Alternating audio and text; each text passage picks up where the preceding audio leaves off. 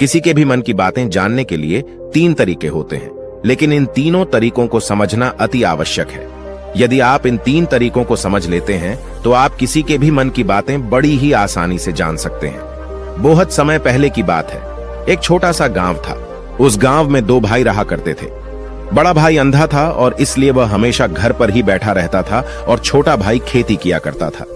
लेकिन खेतों में अत्यधिक जानवर आने से पूरी फसलें नष्ट हो जाती थीं, जिनके कारण छोटा भाई बहुत ही ज्यादा परेशान हो चुका था।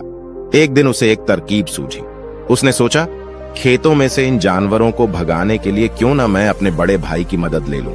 वैसे भी बड़े भैया अंधे हैं, खेतों में बैठे रहेंगे और जानवरों की आहट आने पर वह उन्हें जोर से चिल्लाकर भगा भी सकते हैं, जिससे हमारी फसलें नष्ट होने से बच जाएंगी। यह सब सोच विचार करने के बाद उसने अपने खेत में एक झोपड़ी तैयार कर ली और अपने अंधे भाई को खेत में बैठा दिया और उनसे कहा, भैया, यदि कोई जानवर की आहट आपको सुनाई दे तो आप जोर जोर से चिल्लाना। यह सुनकर वह जानवर यहां से भाग जाएंगे और हमारी फसलें नष्ट होने से बच जाएंगी। बड़ा भाई खुशी खुशी अपने छोटे भाई की बात मान भी लेता है और वह उस दिन से खेत में ही रहना शुरू कर देता है। जब भी किसी जानवर की आहट उसे सुनाई देती तो वह जोर जोर से चिल्लाने लगता, जिससे वह जानवर वहां से भाग जाता था। ऐसा करते करते कई दिन बीत चुके थे। तभी एक दिन उसके खेत में एक हिरण भागता हुआ आया और वह खेत की बाड़ को तोड़कर वहां से भाग गया। लेकिन उसे हिरण का पीछा करते हुए एक राजा भी उस खेत में आ पहुंचा। तभी राजा की नजर उस अंधे भाई पर पड़ती है। राजा उस व्यक्ति से कहता है, देखो, मैं यहाँ पर एक जानवर का पीछा करते हुए आया हूँ। क्या तुमने उस जानवर को यहाँ पर देखा है? पर वह व्यक्ति कहता है, हे राजन, मैं तो अंधा हूँ, मैं भला किसी जानवर को कैसे देख सकता हूँ? लेकिन मैं आपको इतना जरूर बता सकता हूँ कि जो जानवर मेरे खेतों से भाग कर गया है वह आपके लायक नहीं है। आप उसके पीछे अपना समय बर्बाद न करें। राजा संदेह व्यक्त की बात सुनकर बड़ा ही अचरज में पड़ जाता है। वह सोचने लग जाता है कि यह तो अंधा है, फिर इसे कैसे पता चल गया कि जिस हिरण की तलाश कर रहा हूं वह मेरे लायक नहीं है। तभी राजा उस अंधे व्यक्ति से कहता है, कहीं तुम मुझसे झूठ तो नहीं बोल रहे हो कि तुम अंधे हो और तुम्हें कैसे पता कि जो जानवर यहां से भागा है वह मेरे लायक ही नहीं है? इस पर वह अंधा व्यक्ति कहता है कि यह राजन, जिसे आप एक हिरण समझ रहे हैं, असल में वह एक हिरण नहीं है बल्कि एक मादा हिरण है और वह गर्भवती भी है। और जहां तक मुझे ध्यात है, मैंने कभी किसी राजा को किसी गर्भवती हिरण का शिकार करते हुए नहीं सुना है। और इसी कारण से मैं आपसे यह कह रहा हूं कि यह हिरण आपके लायक नहीं है। आप उसके पीछे अपना समय व्यर्थ न करें। यह सुनकर राजा और भी अचरज में पड़ गया कि अंधा आदमी कैसे जान सकता है कि वह हिरण गर्भवती है। राजा कुछ देर सोच विचार करने के बाद अपने सेनापति से कहता है, सेनापति जी, मुझे वह जानवर जिंदा चाहिए, क्योंकि मुझे यह पता करना है कि क्या वह गर्भवती है या नहीं। क्योंकि यह अंधा आदमी बहुत विश्वास के साथ कह रहा है और मुझे इस बात की पुष्टि है। यदि वह हिरणी हुई और गर्भवती भी हुई तो वह हमारे शिकार के लायक नहीं है, क्योंकि हम तो एक हिरण का पीछा कर रहे थे। इसलिए जाओ और पता करो, क्या वह हिरणी है? सेनापति राजा से आज्ञा लेकर आगे की ओर चला गया और कुछ देर बाद जब वह वापस लौटा तो वह राजा से कहता है, हे राजन, इस अंधे आदमी ने आपसे जो भी बातें कही थी वह बिल्कुल सही थी। वह एक हिरणी ही है और वह गर्भवती भी है। यह सुनकर राजा आश्चर्यचकित हो गया। वह सोचने लगा कि एक अंधा आदमी जो कभी देख नहीं सकता वह यह कैसे जान सकता है? आखिर इसे कैसे पता चल गया? ऐसे कई सारे प्रश्न राजा के मन में उमड़ने लगे। अब राजा ने ठान लिया था कि मुझे इस बात की तह तक पहुंचना है कि आखिर यह अंदाज में कैसे जानता है कि वह जानवर गर्भवती है। यह सोचकर राजा उस अंधे आदमी के पास जाता है और उस अंधे आदमी से कहता है, देखो, मैं यह तो नहीं जानता कि तुम सचमुच में अंधे हो या नहीं, लेकिन मैं तुमसे एक बात जानने आया हूं। क्या तुम मेरे प्रश्न का सही सही जवाब दोगे? इस पर वह अंधा व्यक्ति कहता है, हे राजन, आप जो कुछ भी पूछना चाहते हैं आप पूछ सकते हैं। मैं आपको बिल्कुल सच सच जवाब दूंगा। इस पर राजा कहता है, देखो, एक तो तुम कहते हो कि तुम अंधे हो और दूसरी तरफ तुमने यह बता दिया कि जिस जानवर का पीछा कर रहा हूं वह एक हिरणी है और वह गर्भवती भी है। तुम्हें कैसे पता चल गया? तुम्हारे खेत में तो और भी जानवर आते होंगे, और भी तो जानवर यहां से गुजरते होंगे, फिर तुमने यह कैसे अंदाजा लगाया? तभी वह अंधा व्यक्ति राजा से कहता है, हे राजन, आप जिसका पीछा कर रहे थे वह जब मेरे खेत में आई तो उसकी रफ्तार और उसके भागने की आहट से मुझे यह एहसास हो चुका था कि वह एक हिरणी है और मेरे खेत की जो बाड़ है, जो जानवरों को रोकने के लिए खेत के चारों तरफ बनी है, वह बहुत छोटी है। उसकी ऊंचाई ज्यादा नहीं है, लेकिन वह जानवर इस बात को तोड़कर भागे, और यदि वह इस बात को छलांग लगाकर पार करने का प्रयास करती तो इससे उसके बच्चे को खतरा हो जाता। और इसी बात से मैंने यह पता लगा लिया कि वह गर्भवती है। इस पर राजा के मन में एक और प्रश्न उठा। राजा ने कहा कि तुम्हें कैसे पता चल गया कि वह एक हिरणी ही है, और भी 2 जानवर यहां से आते जाते होंगे। इस पर वह अंधा व्यक्ति कहता है, राजन, मैं पूरा दिन सुबह शाम यहीं पर बैठा रहता हूं और मेरे सुनने की शक्ति बहुत तेज है। मैं भांप सकता हूं कि कौन सा जानवर मेरे खेत में आया है, और उसी के आधार पर मैं जोर जोर से चिल्लाता हूं ताकि वह मेरे खेत से भाग जाए और मेरे खेत की फसलें नष्ट होने से बच जाएं। राजा उस अंधे आदमी का यह जवाब सुनकर पूरी तरह से संतुष्ट हो चुका था। वह मन ही मन सोच रहा था कि आदमी भले ही अंधा है, लेकिन यह तो बड़ा ज्ञानी मालूम पड़ता है। इस आदमी से कुछ न कुछ तो काम निकलवाना ही चाहिए। यह विचार लिए राजा वहां से वापस अपने महल की ओर लौट जाता है। कुछ दिनों के बाद राजा अपने सेनापति को आदेश देता है कि जाओ और उस अंधे व्यक्ति को महल लेकर आओ। सेनापति अपने राजा की आज्ञा का पालन करता है। वह तुरंत ही उस अंधे आदमी के पास पहुंचता है और उस अंधे आदमी को राजमहल चलने के लिए कहता है। अंधा व्यक्ति बड़ा ही चालाक था। वह समझ चुका था कि राजा जरूर मुझे कुछ न कुछ काम सौंपने वाले हैं और वह काम मुझे मुसीबत में डाल सकता है, लेकिन फिर भी वह सेनापति की बात मान ली और सेनापति के साथ राजमहल पहुंच गया। राजमहल पहुंचते ही राजा उस अंधे व्यक्ति से कहता है, आप तो बड़े ज्ञानी हैं, आपको किसी भी बात का पता बड़ी आसानी से चल जाता है। आज मैंने आपको यहां इसलिए बुलाया है क्योंकि मैं आपसे यह जानना चाहता हूं कि मेरी पत्नी पतिव्रता है या नहीं। इस पर वह अंधा व्यक्ति कहता है, हे राजन, यह कैसा प्रश्न हुआ। इस पर राजा कहता है, मैंने बिल्कुल उचित प्रश्न किया है, मुझे इस प्रश्न का उत्तर दीजिए। इस पर वह अंधा व्यक्ति कहता है, हे राजन, ये सारी बातें जाने दीजिए। आपकी शादी को इतने साल बीत चुके हैं और अब आप यह बात क्यों जानना चाहते हैं? आपके मन में ऐसे प्रश्न क्यों उठ रहे हैं? इस पर राजा जिद करते हुए कहता है, आपको मुझे इस प्रश्न का उत्तर जरूर देना होगा। यदि आप मुझे इस प्रश्न का उत्तर नहीं देंगे तो मैं आपको मृत्यु दंड दे दूंगा। राजा के मुंह से यह बात सुनकर वह अंधा व्यक्ति कहता है राजन, यदि आप इस प्रश्न का उत्तर जानना चाहते हैं तो इसके लिए आपको मेरा एक काम करना होगा। राजा कहता है, बोलो मुझे क्या काम करना होगा? इस पर वह कहता है, इसके लिए आपको अपनी पत्नी को मेरे साथ कमरे में अकेले छोड़ना होगा। उस अंधे व्यक्ति की यह बात सुनकर राजा पहले तो क्रोधित हो जाता है, लेकिन फिर कुछ सोच विचार करने के बाद वह उस अंधे व्यक्ति की बात मान लेता है और अपने सेनापति को आदेश देता है, सेनापति जी, इस व्यक्ति को और मेरी पत्नी को एक कमरे में कुछ देर के लिए अकेला छोड़ दें। सेनापति बिल्कुल वैसा ही करता है। अब राजा की पत्नी और वह आदमी एक कमरे में बंद हो चुके थे। तभी आदमी राजा की पत्नी से कहता है, रानी, मैं आपको छूना चाहता हूं। इस बात पर रानी अत्यधिक क्रोधित हो जाती है और उस अंधे व्यक्ति को पकड़ पकड़कर पीटने लगती है, कभी हाथों से तो कभी लातों से तो कभी पटक पटक कर। इस तरह उसने अंधे आदमी की बहुत पिटाई की।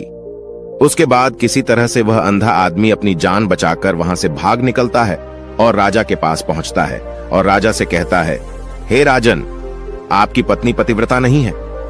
यह बात सुनकर राजा अत्यधिक क्रोधित हो उठता है और राजा अपनी तलवार म्यान से निकालकर सीधा अपनी पत्नी की ओर जाता है। क्रोधित होकर वह अपनी रानी से कहता है, रानी जी, आज मैं जो भी सवाल आपसे करने वाला हूं उसका मुझे सच सच जवाब दीजिएगा, और यदि आपने एक शब्द भी छोटा कहा तो मैं आपका सर अभी आपके धड़ से अलग कर दूंगा। आगे राजा कहता है, मुझे बताइए, आप पतिव्रता हैं या नहीं? इस बार रानी कहती है, हे राजन, आप भले मुझे जान से मरवा दें, लेकिन आज मैं सच बोलूंगी, मैं पतिव्रता नहीं हूं। राजा ये बात सुनकर बहुत ही दुखी और निराश हो जाता है। उस अंधे आदमी ने जो भी कहा था वह बिल्कुल सच कहा था। यह बात सुनकर तुरंत ही राजा उस अंधे आदमी के पास पहुंचता है और आकर उस अंधे आदमी से कहता है, तुम्हें कैसे पता चला कि मेरी पत्नी पतिव्रता नहीं है? अंधा आदमी कहता है, हे राजन, बड़ी सीधी सी बात है, मैंने तो आपकी पत्नी से बस इतना ही कहा था कि मुझे आपको छूना है। और इस बात पर वह इतना क्रोधित उठी कि उन्होंने गुस्से में आकर मुझे लात घूंसों से पीटना शुरू कर, और भला कोई औरत किसी और मर्द को कैसे छू सकती है। लेकिन उन्होंने न आव देखा न ताव, बस लात घूंसों से मुझ पर बरसना शुरू कर दी। और एक पतिव्रता नारी कभी भी पराये मर्द को नहीं छूती। जब मैंने उनसे छूने के लिए कहा था तो वह उस वक्त मुझे मना कर सकती थी, लेकिन उन्होंने तो मुझे पीटना शुरू कर दिया और देखते ही देखते उन्होंने मेरे पूरे शरीर को छू लिया। अब आप ही बताइए, ऐसी स्त्री भला पतिव्रता कैसे हो सकती है? इस बात पर राजा कहता है, तुम तो बड़े ज्ञानी मालूम पड़ते हो, तुम्हारी बात बिल्कुल सही है। चलो तुम मेरे एक और प्रश्न का जवाब दो। तुमने मुझे इस प्रश्न का सही जवाब दे दिया तो मैं तुम्हें यहां से जाने दूंगा। राजा उस अंधे आदमी से कहता है कि तुम मुझे बताओ, क्या मैं सच में अपने पिताजी का ही बेटा हूं या फिर किसी और का? इस पर अंधा आदमी कहता है, हे राजन, इस बात से आपको क्या लेना देना, आप किसी की भी औलाद हो। आखिर आप इस राज्य के राजा ही, इसलिए इस प्रश्न को जाने दीजिए। राजा कहता है, नहीं नहीं, मुझे इस प्रश्न का सही जवाब चाहिए, अन्यथा यह प्रश्न मुझे बहुत परेशान करता रहेगा, इसलिए मैं इसका सही सही जवाब आपसे जानना चाहता हूं। यदि तुम इसका सही सही जवाब दे देते हो तो तुम यहां से जा सकते हो। इस पर वह आदमी कहता है, इसके लिए तो मुझे आपकी मां के पास भी जाने की आवश्यकता नहीं है। मैं आपको अभी भी यह बता सकता हूं कि आप किसकी औलाद हैं, लेकिन उससे पहले मैं चाहता हूं कि आप मुझसे वादा करें कि आप मुझ पर क्रोध नहीं करेंगे। राजा ने कहा, मैं तुमसे वादा करता हूं, मैं तुम पर क्रोध नहीं करूंगा। उसके बाद वह अंधा आदमी राजा से कहता है, राजन राजन, आप तो अपने ही पिता के पुत्र, लेकिन आप पर एक कंजूस सेठ की छाया पड़ी हुई है। यह सुनकर राजा बहुत ही क्रोधित हो उठा और वह तुरंत तलवार निकालकर अपनी मां के पास पहुंच जाता है। वहां पर पहुंचने के बाद अपनी मां से कहता है, मां मुझे सच सच बताइए, क्या मैं अपने ही पिता का पुत्र हूं या नहीं?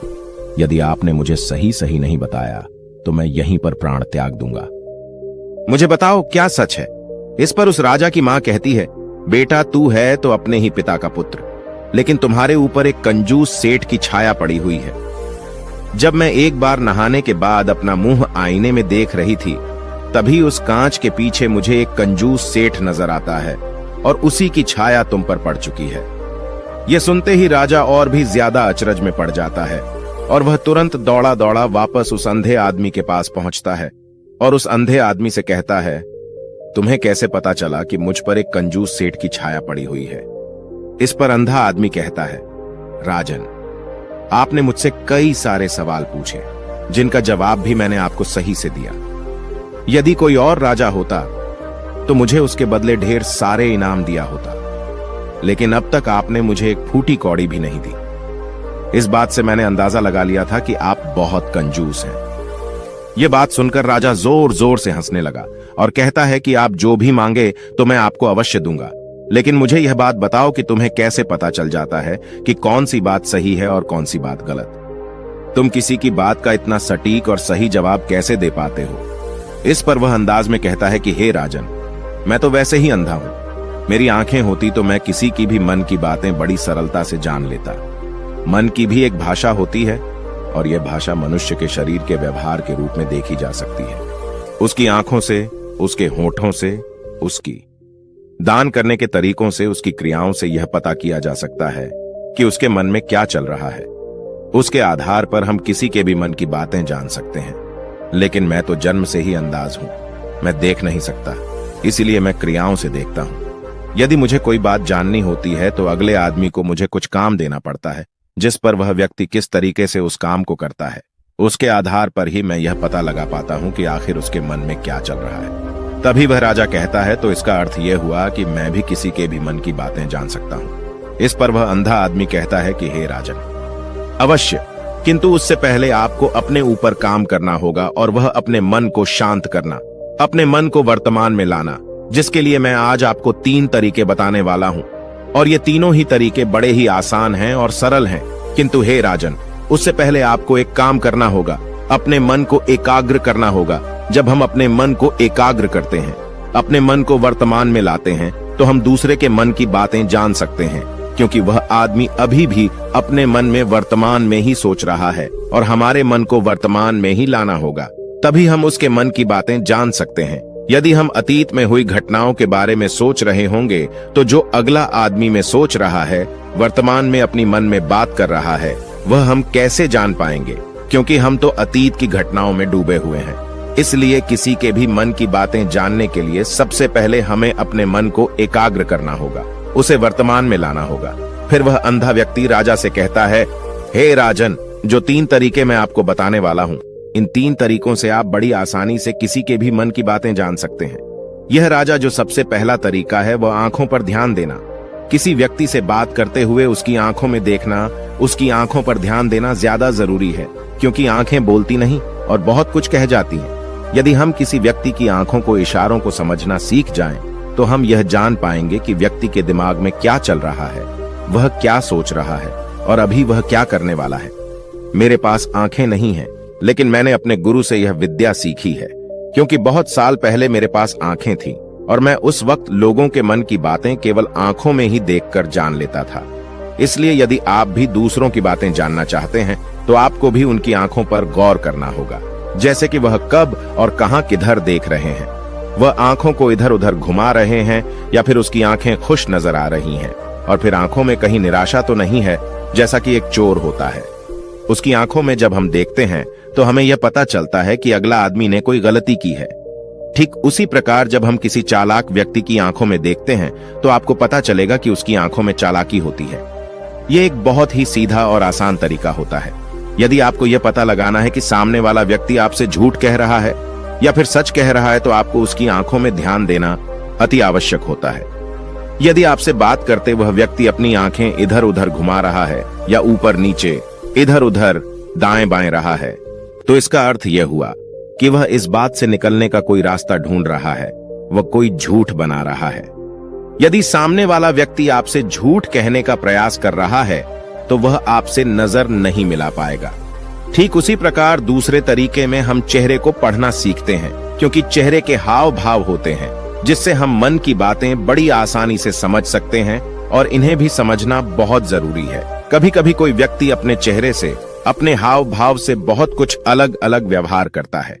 यदि आप किसी व्यक्ति के चेहरे में गौर करेंगे तो आप आसानी से समझ पाएंगे कि व्यक्ति निराश है या बहुत उदास है, या फिर वह बहुत खुश है, या फिर उसे कोई बड़ा दुख है तो अपने अंदर क्या महसूस कर रहा है।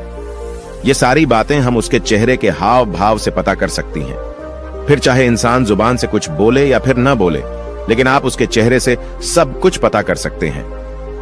आगे अंधा व्यक्ति राजा से तीसरा तरीका बताते हुए कहता है कि हाथों के शरीर का व्यवहार, मन की बात समझने के लिए हमें हाथ के इशारे और शरीर के व्यवहार को समझना बहुत ही आवश्यक है। कोई व्यक्ति जब भी बात करता है, जो आपने देखा होगा कि वो अपने हाथों को हिलाता है, अपने हाथों से इशारा करता रहता है। वह बातों के साथ साथ अपने शरीर का जो व्यवहार है उसका भी पूरा उपयोग करता है, जिससे हमें यह पता चल पाता है कि वह व्यक्ति हमारी बातों पर कितना ध्यान दे रहा है और उसके मन में क्या चल रहा है। शरीर के व्यवहार को देखने के लिए उसके हाथ हिलाने के चेहरे पर बार बार हाथ लगाने और हाथों को एक दूसरे पर मसलना, ऐसी बहुत सी क्रियाएं करता है। उस पर हमें ध्यान देना अति आवश्यक है। मन की बात को समझने के लिए हमें शरीर के विज्ञान को भी समझना पड़ता है। यदि हम इन 3 तरीकों को अच्छी तरह से समझ लेते हैं, तो हम बहुत जल्दी किसी भी व्यक्ति के मन की बातें बड़ी सरलता और सहजता से जान सकते हैं।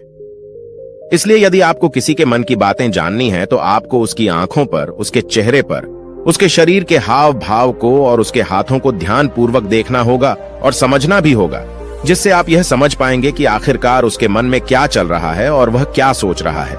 लेकिन उससे पहले आपको अपने मन को एकाग्र करना होगा, शांत करना होगा और अपने मन को वर्तमान में लाना होगा। तभी आप उस व्यक्ति की इन सभी क्रियाओं पर ध्यान दे पाएंगे और उन्हें समझ पाएंगे। आप यदि अतीत की घटनाओं में व्यस्त हैं, भविष्य की योजनाओं में व्यस्त हैं, तो आप उस व्यक्ति के हाव भाव पर कभी ध्यान ही नहीं दे पाएंगे, और न ही आप कभी भी समझ पाएंगे कि आखिरकार उस व्यक्ति के मन में क्या चल रहा है, वह क्या सोच रहा है। या काम कोई भी कर सकता है, या एक प्रकार की विद्या है जो मुझे मेरे गुरु ने सिखाई है। राजन, अगर आपको यह जानना है तो मेरे साथ आपको कुछ दिन रहकर इसका अभ्यास करना होगा। राजा तुरंत राजी हो जाता है और वह उस अंधे व्यक्ति को अपने राज्य का राजगुरु नियुक्त कर देता है और खुद अंधे व्यक्ति का शिष्य बन जाता है। तो दोस्तों, ये कहानी आपको कैसी लगी? उम्मीद है इस वीडियो से आपको बहुत कुछ पता चला होगा। और अगर आप नए हैं तो हमसे जुड़ने के लिए इस चैनल को सब्सक्राइब करना मत भूलिएगा। मिलते हैं अगली वीडियो में कुछ नए विचारों के साथ। तब तक के लिए आपका बहुत बहुत धन्यवाद।